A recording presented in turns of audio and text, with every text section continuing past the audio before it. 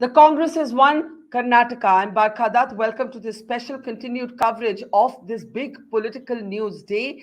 The Congress has wrested the state of Karnataka from the BJP. Mr. Bommai, the outgoing chief minister of the state, acknowledged that the BJP had failed to meet the mark and said that the party would have to introspect on the deficiencies and gaps in its campaign. Remember, this was a campaign where the prime minister also took a frontline role in campaigning, as he often does. And in fact, there was unprecedented aggression in this campaign, with the BJP even petitioning the election commissioner to deregister the Congress after a purported reference to sovereignty by Sonia Gandhi. This was made in a tweet by the Congress social media feed, and never a word actually used in Sonia Gandhi's speech. But anyway, all that is a thing of the past. We now know that the Congress is going to be leading the government in Karnataka, and this is a result that will be decoded for many different factors. The Congress kept the campaign very local and governance focused for the most part in Karnataka this time. In fact, it's only after the result that central Congress leaders are now trying to nationalize it by saying the Congress has won, the Prime Minister has lost. What are the takeaways for the opposition in particular in how the Congress won the state of Karnataka? And also, are there lessons for the BJP in its double engine narrative, an instrument that it uses in every state election? Have the limitations of that approach been revealed? Joining me on the program today are two very special guests. I wouldn't hesitate to say that we have two of the finest political minds on the program today. Let me introduce our guests now on the program. I'm seeing Yashwant Deshmukh, who of course leads Sea Voter, and Sea Voter has consistently at every point over the last many months forecast the Congress in the pivot pole position to form government. So congratulations on that score are also due to you, Yashwant. Also joining me is Yogendra Yadav. Yogendra Yadav is of course a founder member of the Swaraj Party and has had some very interesting pre-election surveys that also forecast a Congress win, and very interesting election analysis that argued, quote unquote, you don't need magic to defeat Mr. Modi. So let's actually look at the big picture. Can we get the overall numbers up? That's what it looks like right now. And I'll start with you, Yashwant. What's the big takeaway? Of course, your tracker, your polls have been talking about the Congress being in the pivot position. Has this gone according to your expectation, or better or worse? And can you unmute yourself at your end, Yashwant? You're muted at your end. Yeah.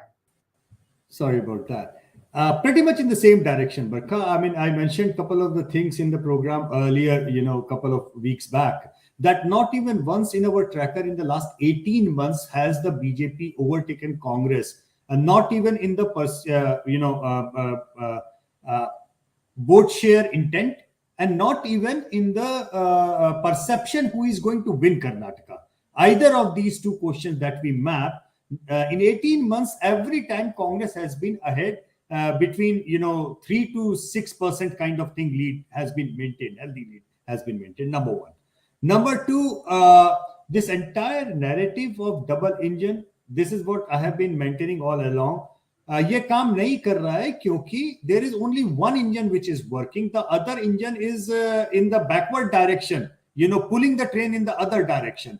So, barring Himanta Biswa Sarma in Assam and barring Yogi Adityanath in Uttar Pradesh, there is no third chief minister belonging to BJP who is supplementary and complementary in a way to the popularity of Prime Minister Narendra Modi.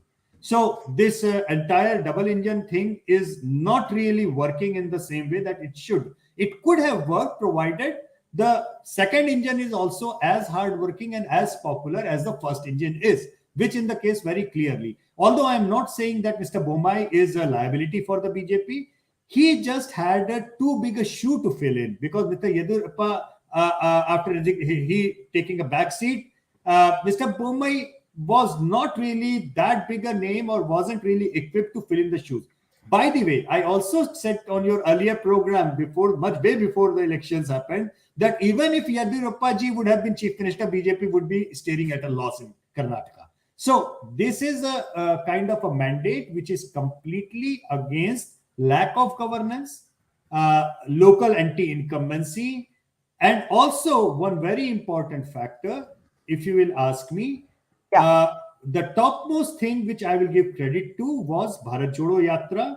Not that it did magics to Congress in any way. It did, however, serve the purpose of bringing the Congress warring factions together on the ground.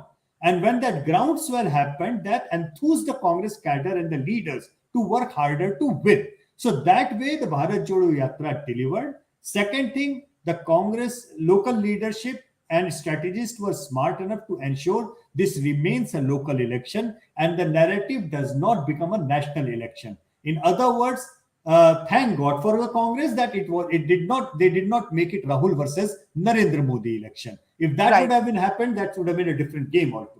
Okay, and third, I will stop here. No, only just because I want to briefly play out what Rahul Gandhi's first response is on this win, since we were talking about the Bharat Jodo Yatra, which Yogendra Yadav was also a participant in. I just want to play out just an excerpt of what Rahul Gandhi has said. Let's listen. नमस्कार 2 minute हाँ नमस्कार सबसे पहले मैं कर्नाटक की जनता को कर्नाटक में Congress party के सब कार्यकर्ताओं को सब नेताओं को और जो हमारे सब नेताओं ने कर्नाटक में काम किया उनको बधाई और धन्यवाद देता हूँ।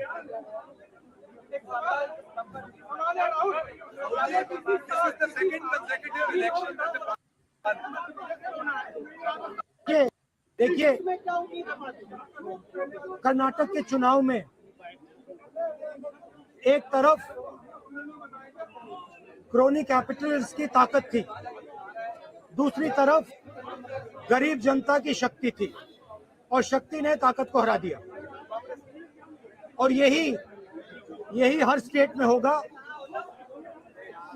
कांग्रेस पार्टी कर्नाटक में गरीबों के साथ खड़ी हुई, हम गरीबों के मुद्दों पर लड़े और मुझे सबसे अच्छी बात यह लगी कि हमने नफरत से, गलत शब्दों से ये लड़ाई नहीं लड़ी। हमने मोहब्बत से, प्यार से, दिल खोल के ये लड़ाई लड़ी और कर्नाटक की जनता ने हमें दिखाया कि ये देश मोहब्बत इस देश को अच्छी लगती है।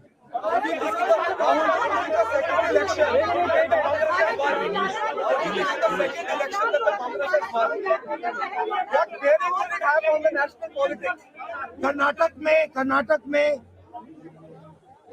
नफरत की बाजार बंद हुई है, मोहब्बत की दुकानें खुली हैं। ये सबकी जीत है। सबसे पहले ये कर्नाटक की जनता की जीत है।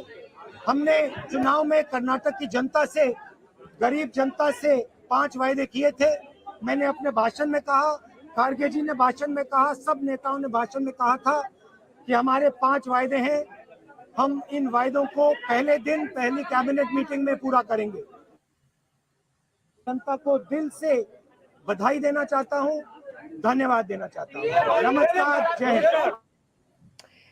Okay, a short statement there. Naturally ebullient Rahul Gandhi, who believes that this is a model that can work in other states. Sorry, Yashwant, I didn't mean to cut you short. Did you want to add a point, and then I'll get Yogendra Yadav to come in?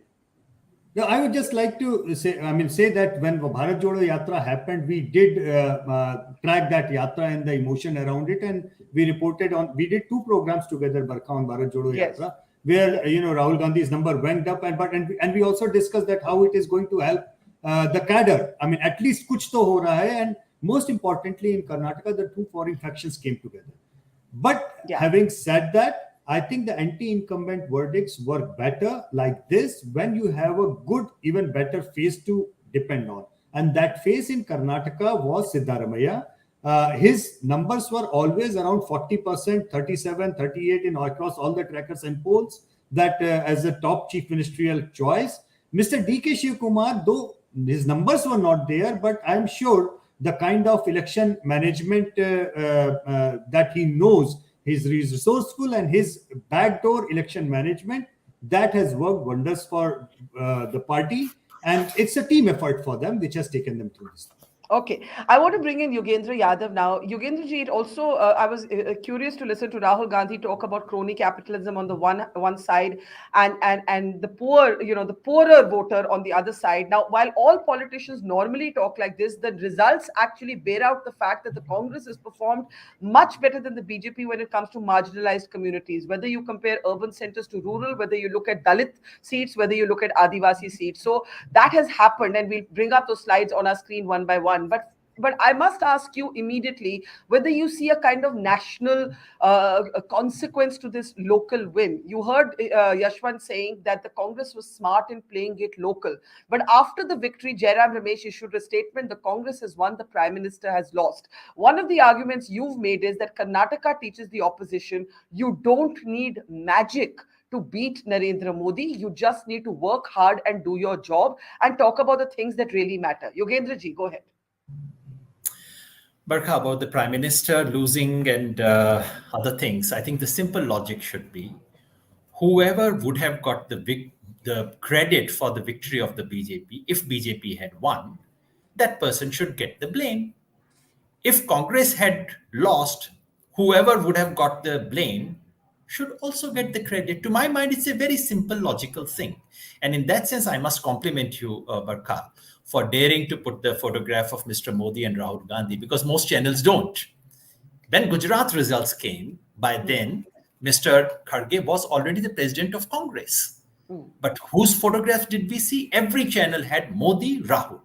Rahul lost, Modi won. In Karnataka, same two characters are still the presidents. Whose pictures do we see? Suddenly Mr. Nadda and Mr. Kharge. Both of them are great politicians. But there's something, just sheer hypocrisy of it is what really gets me. So I should compliment you for putting the pictures. If the camera comes back, I also want to say something. Will you ask your people to just show me? Yeah, sure. Can we just go solo to Yogendra ji for a second, please? Yes. Can we just go solo to, yeah, there we can see you now. Yeah. This is a forecast made by Edina, a small Kannada-based, a Kannada YouTube channel, Kannada website, a portal. Just look at the figures and please compare to the figures that we have. They said about 3 weeks ago that Congress will get 132 to 140. BJP will get 57 to 65, Janata Dal 19 to 25, others 1 to 5. Now, Yashwant Bhai is here. I can't recall many forecasts which got it so right. The trouble is they are not in English. The trouble is they are not based in Delhi. The trouble is they don't have money to advertise themselves. But this is, so in any case, I know India Today got it right. Yeah. But their range was 122 to 140. Edina was saying 132 to 140. They stuck their neck out, got it right. I think national media should only acknowledge that. Number two, Yashwant Bhai is absolutely right. Of course, every election like this is based on local chemistry. I mean, politics is local. So yes, there was local anti-incumbency. Yes, Congress is stronger in Karnataka than in any other place. Yes, Congress has leaders like Siddaramaiah who are mass leaders. All this makes a difference. But as Yashwant himself pointed out, there was Bharat Jodo Yatra. I'll just give you one figure. Bharat Jodo Yatra passed through 20 assembly constituencies in Karnataka.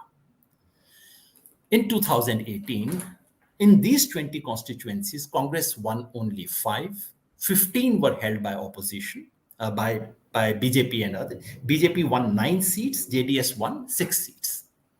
And from the trends that I saw about an hour ago, in these 20 constituencies, Congress is leading in 16 out of these 20. BJP was just 1. This is the difference. So there is a local effect as well. But as Yashwant pointed out, the effect is not just local. It kind of revived the Congress party. It gave some hope to Congress. It transformed Rahul Gandhi's personal image. And that links to the role of the national leadership.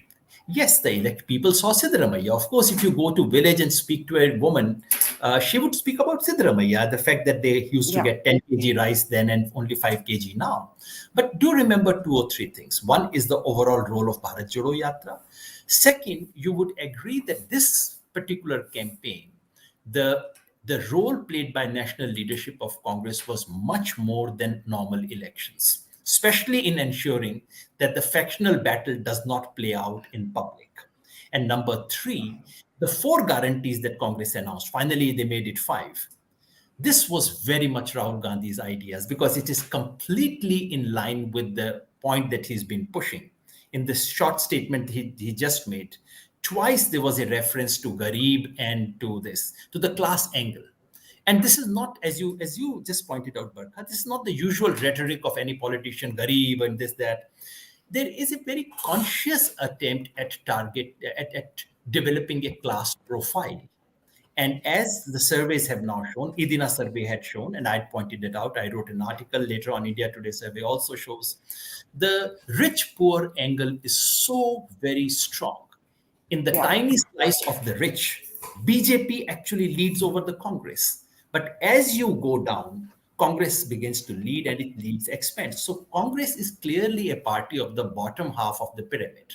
Congress realized it, both in terms of class, in terms of caste, and in terms of gender. Among women, Congress leads by 11 points, among men only by 5 points. So there is a huge gender angle here.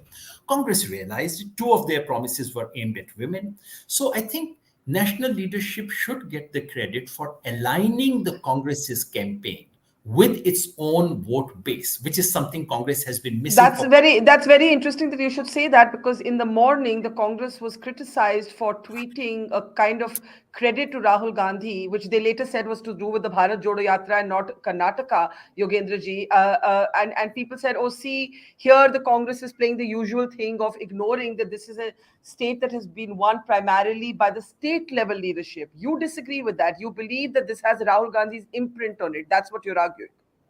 No, so I don't disagree with that. Of course, there is a stately. I mean, I began by saying, of course, you have a Siddaramaiah. Of course, you have Congress is a much deeply anchored party than it is in most other parts of the country. Karnataka, after all, was the last state in India where Congress could be defeated. So yes, all these are very local factors are important.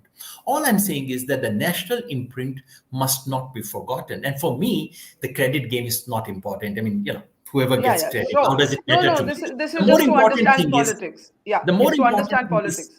Is there a template here which is likely to be played out and which can be played out? That's the real point here. Sorry, I didn't mean to interrupt you. I want to go to Yashwant because I know from doing previous programs with Yashwant that he has a slightly different perspective. And Yashwant, you've always warned against an extrapolation for national politics from this election. Also, it bears reminding, both of you would know, but our viewers may not, that in the Lok Sabha elections, this was a state that was swept by the BJP. And I think... Sorry. The point that has been made repeatedly, Yashwant, by you has been that people vote differently in different elections. So when you see Yogendra Yadav talking about a template for national politics or for future elections, what would you say? No, yes. I don't think that he is saying that things are to be done similar way for national politics. What he is probably, correct me, Yogenji, correct me if I'm getting you wrong. What Yogenji is trying to say that the similar template can be played in the coming elections and there is a template of giving enough oxygen to the local issues and local leadership and let them do their own thing, rather than trying to centralize everything and make it a top to bottom kind of a scenario. Yogenji, am I getting it right, or were you saying something different? Yeah. You see, just to clarify, Barkha, in the article that I wrote, I said exactly what you said, namely, from this victory of the Congress, we should not conclude that this will get transferred to Telangana or Madhya Pradesh. We should not even conclude that it would necessarily get translated into Lok Sabha elections in Karnataka. All this is open.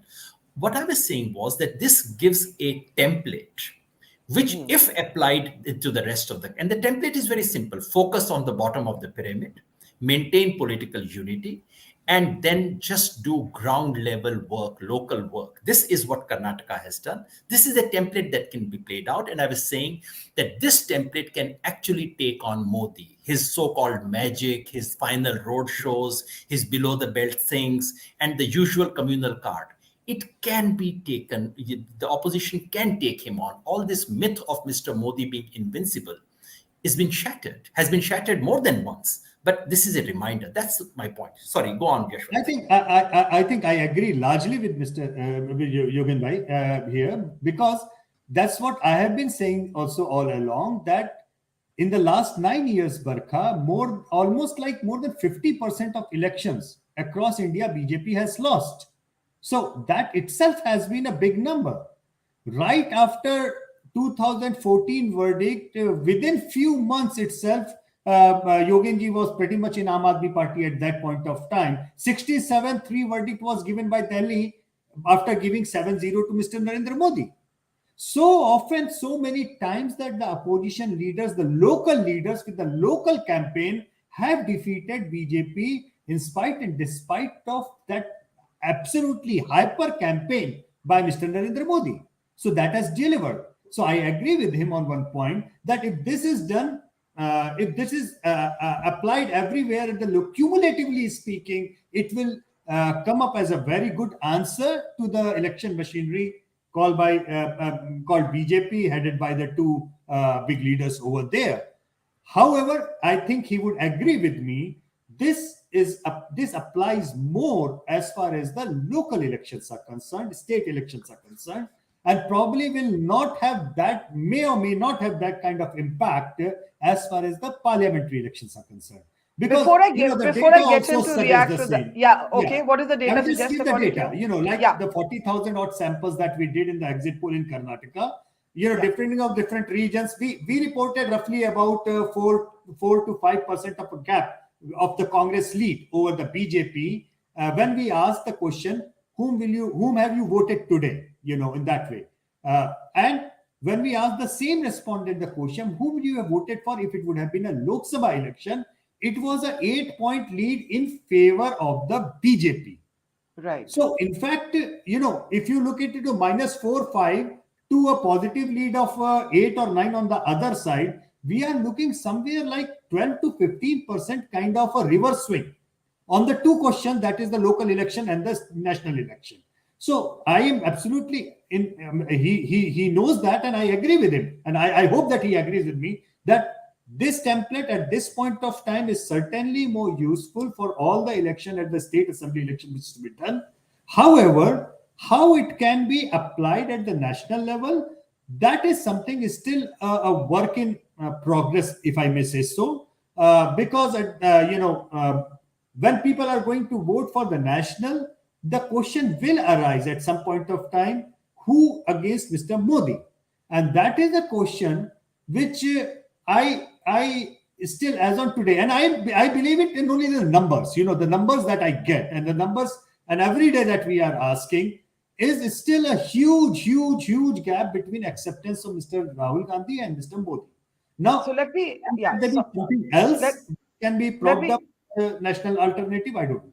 Let me bring in Yogendra Yadav to respond to that, because Yogendra, you're not saying that automatically there's a kind of magic formula. In fact, you're saying there is no magic formula, but there is no unconventional politics needed either. You're actually saying, Yogendra ji, in your article, that old-fashioned politics, focusing on governance, focusing on the marginalized groups, a strong local grassroots leadership, that's the formula for the opposition. But when Yashwant says you can't take that template and apply it nationally, that this is not necessarily going to shake up 2024, what would you say? And Yogendra ji, you're on mute at your side. Can you unmute yourself? Boliye. I think what Yashwant is saying is that you cannot take this outcome and assume that the outcome will translate into Lok Sabha elections. He's absolutely right. Karnataka has repeatedly done split voting, and this could well be the case. But template is different. Outcome and template are different. I'm saying behind this outcome is a possible generalizable template. And the template is very simple. Focus on the bottom of the pyramid.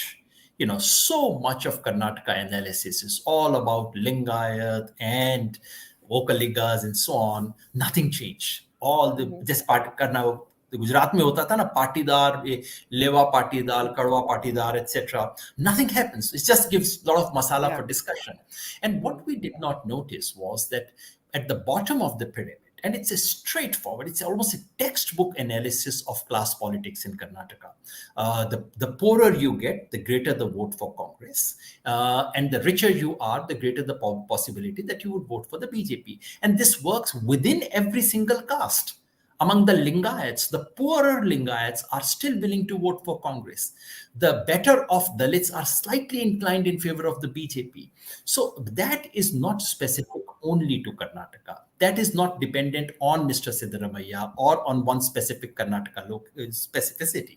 If this template is taken to the national level, then opposition has something to play with. The second point that I'm making is again a general point, which is whoever has taken on Mr. Modi in a determined manner with tenacity, they have won. Mr. Modi has retreated. Look at West Bengal, look at farmers' movement, look at Arvind Kejriwal in Delhi. Whoever has given him a real tough fight, not like UP, but whoever has given a real tough fight, they have come out winners. Congress, after a long time, showed determination to take it on. That's again a generalizable point. And to my mind, yes, Karnataka does not show that Rahul Gandhi knocks Modi off. Yes. But that Mr. Modi cannot do a knockout thing, that in an election which was tilted against the BJP, Mr. Modi cannot walk in for the last 5 days or make those 9 flying visits and change the election in his favor. That's saying quite something. This election was not entirely Rahul Gandhi versus Modi, but we also have to admit that towards the end, it almost became one.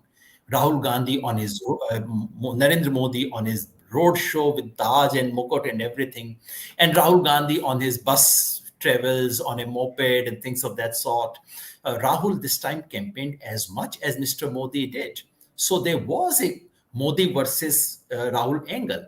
And if the people of Karnataka thought, oh, Rahul Gandhi, forget it, then this BJP should have won. And please remember the final thing that I said, whoever would have got the blame should get the credit. Whoever would have got the credit should get the blame. That's the elementary logic of politics. I think that's very fair, and I think neither party would actually have done so in a moment of failure. Unfortunately, that is the nature of politics. But Yashwant, I want you to come to this idea of the class factor in politics, also intersecting, of course, in Karnataka's case with Dalits and Adivasi seats, right? Yogendra Yadav believes that there is a template there that if the Congress is trying to identify who are we in the age of Modi, who is the Congress party, then this is perhaps the template even for national politics, that we are the party that focuses on those at the margins, on those at the bottom of the pyramid. It was, if you all remember those, in the counter to the India shining sort of idea. Is that where you see the result of this election as well? Is that how you look at it? Well, he is absolutely right, because that's precisely the template that Mr. Modi has been using to win 2014 and 2019. This is precisely the template, bottom of the pyramid. Mr. Modi did not win Uttar Pradesh because the OBCs, or the national election, because the OBCs switch over to BJP lock, stock and barrel. I come from UP. I know OBCs in UP, big number of OBCs, non-Yadav OBCs have been voting all along for the BJP for quite some time. It was the switchover of the Dalit voters. It was the switchover of the women voters, which made the magic for the BJP. So yes, he and all his welfareism schemes and all his female-oriented schemes, Barkha, I mean, they have been largely aimed at exactly that bottom of the pyramid. BJP got more votes from the females in Uttar Pradesh, not because of the bulldozer Baba image, but because the toilets were made, and those toilets ensured that the sexual crime against rural females went down big time. Because maximum number of those crimes happened that female used to go in the dark in the field. So that was not bulldozer Baba thing which was getting them the votes. It is precisely the ration, free ration, and things which matter. things with the governance delivers, things which people look out for anybody to be elected and give a governance on. That's precisely the bottom of the pyramid. Yogenji is absolutely right. This is what Mr. Modi has been doing.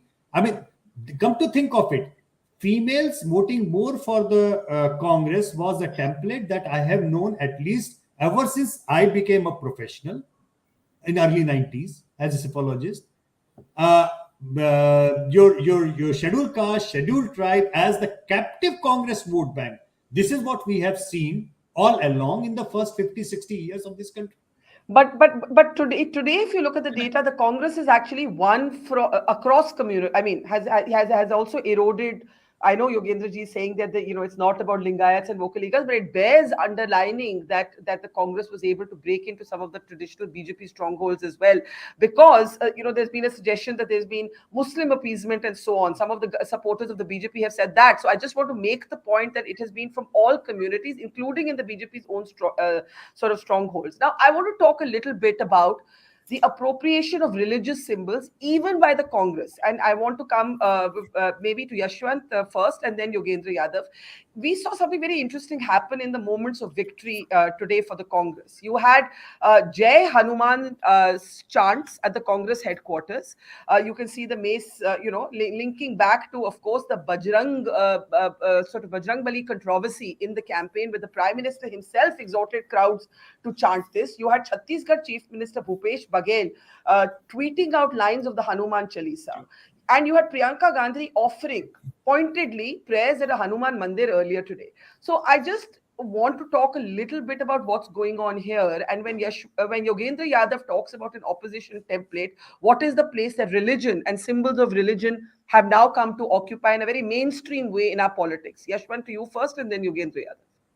All right, Barkha. I mean, I will try to be as crisp and as short as possible on this one. I genuinely believe that in India, electorally speaking, it was never a problem if you were perceived as pro-Muslim. There was never a problem. Even today, so many chief ministers are there who have defeated the BJP, even while being perceived as pro-Muslim.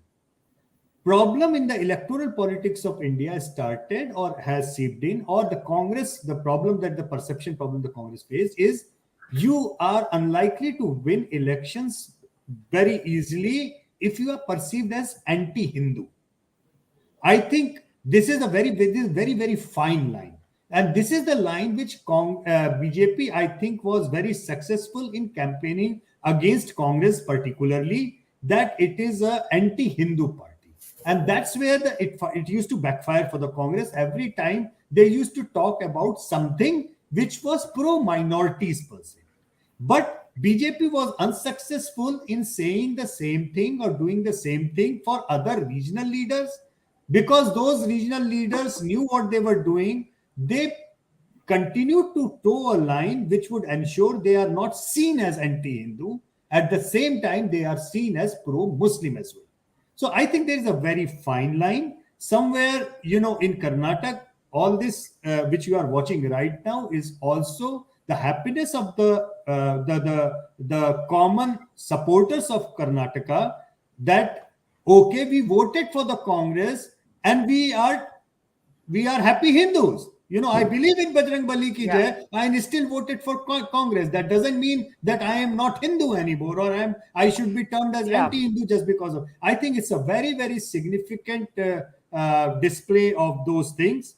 Some may say, that's not the right thing for the Congress to do. But I think Congress has a problem. It has to fight, and it is the right way of doing that. So Yogendra Yadav may not agree. I don't know. I'm not able to face read, but you look a little quizzical, like you would prefer for this not to be part of politics, but it is part of politics today, Yogendra ji. And secondly, I was remembering the A.K. Antony report, that actually pointed also in that moment of defeat that the Congress is perceived to be anti-Hindu. Do you think these things are non-issues? I should mention here Karnataka's education minister, who sparked the hijab sort of controversy, lost his election. I know you may want to say, oh, people voted on Bijli Sadak Pani, but did they only vote on Bijli Sadak Pani? We don't know. Yogendra Yadav. There is a fine line between propaganda and analysis.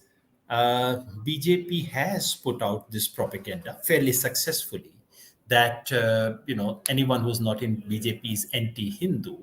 But it's unlikely that for the last 70 years, Hindus of this country were voting for a party which was anti-Hindu. What we witnessed today, the incidents that you've mentioned, these are very routine, normal things that have always happened. Where do you go after the victory? You usually go to a temple. What do you do in Punjab? You rush to the Golden Temple. These things are not new, they have happened always, and this is part of regular popular culture. Because BJP made so much out of Bajrang Bali, naturally, once BJP is defeated, someone will poke fun at it. Someone will actually say, "Oh, you own it. You have a copyright, huh? Let me tell you." So all this is quite normal stuff. This happens. This should or should not happen is not the question. To me, the larger issue about secularism and so on, as you know, Barkha, I've actually been very critical of secular politics. I've actually Yes. said that secular politics has lent itself to partisanship, which has actually cost it enormously. I've said all those things. I think what we have witnessed in the case of Karnataka, to say that the whole of Karnataka has turned secular would be silly. BJP has managed to inject so much of poison in Karnataka that it would not go away overnight. But what we have witnessed is that ordinary people of Karnataka are unwilling to foreground their religious prejudices or religious differences, their religious antagonism, which may still exist. They are unwilling to foreground it in the case of election. That, for me, is a good first step. After that, a lot has to be done. And frankly, the reality, while we keep expecting parties should not do this, etc., but the simple fact, Barkha, is that those who call themselves secular includes people like me and hopefully you as well. About what Yashwant, maybe we'll sit down over a cup of tea and talk. I'm But sure we people, let him answer that. Yeah. those who But go call ahead. themselves secular, uh, they have lost a ideological battle. We have lost an ideological and cultural battle in this country. I have a And question that there. Yeah. loss Okay. has finally resulted in the electoral victory of the BJP. Now, elections alone cannot overturn that cultural and intellectual battle. Elections can only provide us a foothold to fight that battle in the long run. And today, Karnataka has provided a small foothold. Even if BJP gets defeated in 24, that would be a small thing. The real long term battle awaits us. Secularism has to be reinvented in this country, re enchanted in a different language. But that's a long term battle. We should not expect I, electoral I, parties to fight it for us. I was just going to sort of briefly hypothesize and say that I've become a little nervous about drawing meta conclusions from any election, national or local, because something will happen in the next election that will kind of disprove the theory. And therefore, for example, today, Yogendra ji, if you call this a kind of ideological pushback to the BJP's politics, but the BJP wins Karnataka in the Lok Sabha, then I would be very confused about where we are drawing ideological conclusions. That was just my brief counter there.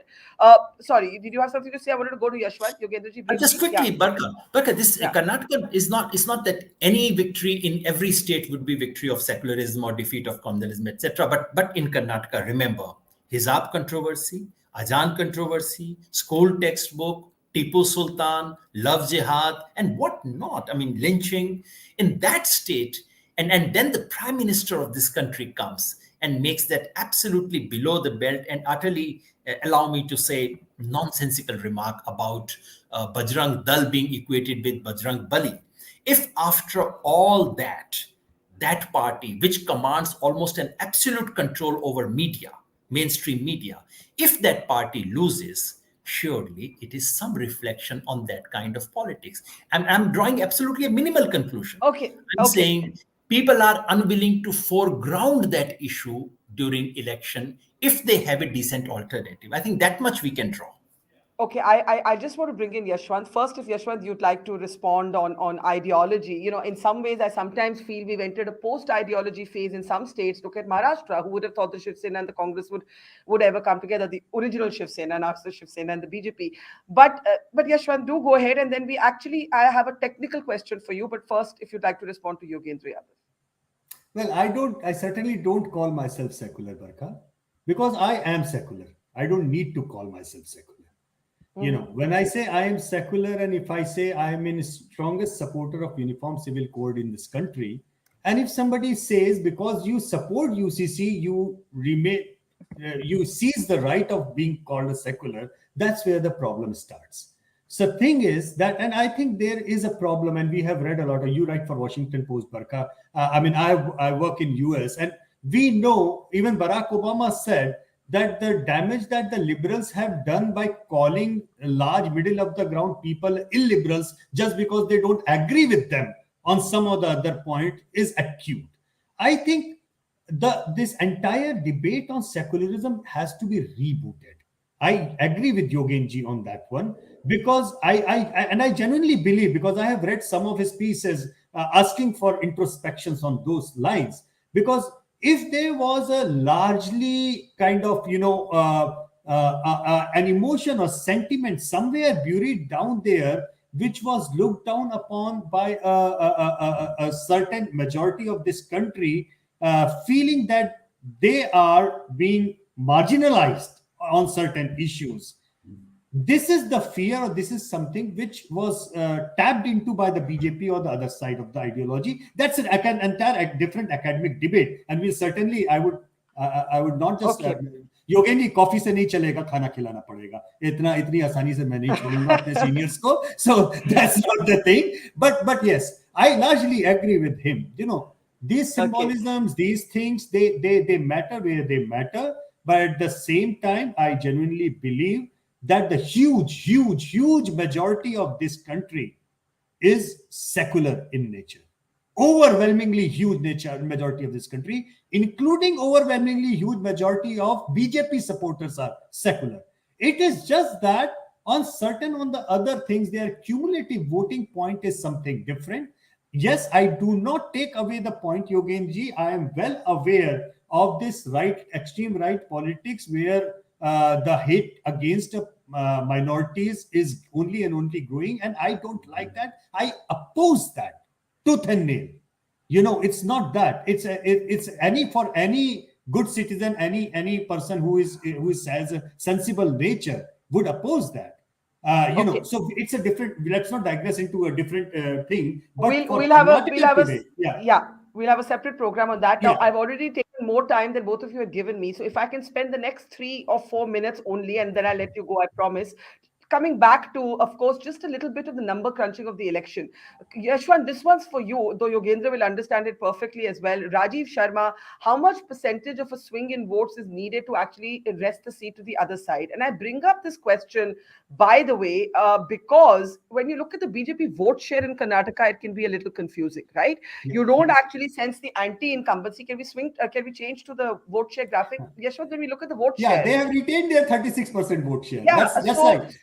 How do you explain this? Yeah. So the simple explanation here is, Barkha, that if you can see the Congress upswing that is coming largely from the account of JDS.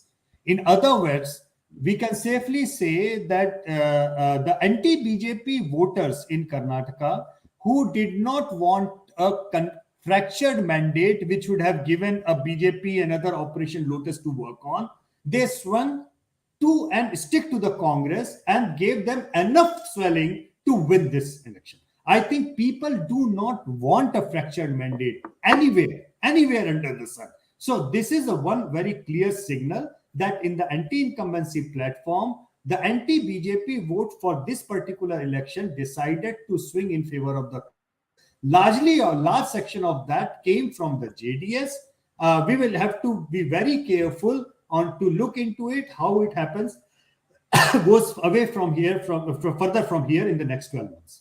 Okay, and Yogendra ji, a question for you. In Karnataka, many communities, says Binu, were impacted by different communal and identity issues, hijab, Tipu Sultan, church attacks, reservation, quota policies, and then there was the Amul Nandini issue that threatened local pride. How do you see these issues? Do you think they were non-issues in the end, Yogendra Yadav? Yeah, go ahead. We somehow tend to assume that during that elections get decided during the campaign. Most elections actually get decided before the campaign. And I thought many of these issues were there were issues, especially those raised during the campaign. I don't think election campaign made a huge difference this time. But one final thought before I leave, Barkha. Yeah. One of the most beautiful sights in a democracy, and that's what keeps one's faith in democracy, is the sight of an ordinary voter standing up to power. And what we witnessed, this is what brought me to politics, political science, political activism, 1977, and the defeat of the all-powerful Congress. The sight of that brought me to politics. And today I see a glimpse of that. On the one side, you have BJP with its money power, absolutely unaccountable, unlimited money power, with the entire mainstream media in its pocket in a way which is utterly shameful, with election commission willing to blink an eye whenever needed. And of course the IT and the ED and everything. On the other side is an ordinary voter. And finally, the victory of a voter over power. Nothing can be more ennobling in democracy than that. That is what I see, and that's what makes me so very happy. Before you go, I'll just give Yashwant also 30 seconds to make his point, and then I'll say thank you to both of you. Yashwant, go ahead. You're on mute, Yashwant. Hang on. Give me a second. Let me unmute you. You're at mute your side. You muted yourself. Sorry. I will simply say same as above. Whatever Yogendra said, plus addition to one point, EVMs work fine. Let's stop discussing that once and for all. EVMs just work perfectly, Barkha. They end up giving perfectly nice. I think Yogendra ji is trying to say something that he didn't question EVMs, but I think Yashwant is No, I'm not talking about Yogendra. Yeah. I'm just adding to whatever Yogendra said. I am adding to, because I know every time there are elections, there are so many conspiracy theories of EVM, and I have been always a staunch supporter of Election Commission and the EVM entire practice of India. And just one point before I go, Barkha. Before the EVMs, till the point we used ballot paper, more than 90% of the election mandates were pro-incumbent in nature. Whilst ever since the EVM has been introduced, more than 90% of the verdicts in India have been anti-incumbent in nature. I think we should grow beyond this. Paper, VVPAT, EVM, and all those kind of things. We should keep on discussing how to make this further better. But, with all sensitivity, let's not go back in that kind of discussion anywhere, because I know a lot of discussion will keep on happening. Well, as Ravi Shastri would say after every match, today cricket has won. I think it's safe to say the power of the voter has won. Every time the voter reminds us that she can actually have the power to bring in and oust governments. That is the important thing to remember. Yogendra is pointing to Wake Up Karnataka behind him. And we'll say the campaign for which I came to Karnataka. I didn't come here to analyze elections. I came here for this campaign. No, of course. Yedilu Karnataka has won. Okay, well, your side, the side you support, Yogendra ji, has won. But of course, we must be as welcoming when the side you don't agree with wins fair and square. That is indeed the beauty of democracy. And it has been a pleasure talking to both of you, Yogendra Yadav, Yashwant Deshmukh. Thank you so much for your wisdom and your perspective, and for keeping all differences convivial and civil, which also should be and must be the beauty of our democracy. Thank you very much. Take care. See you soon. It's great to see you here. Thank you for watching our work. If you haven't subscribed yet, don't forget to click the bell icon and subscribe to Mojo Story and support independent, robust journalism.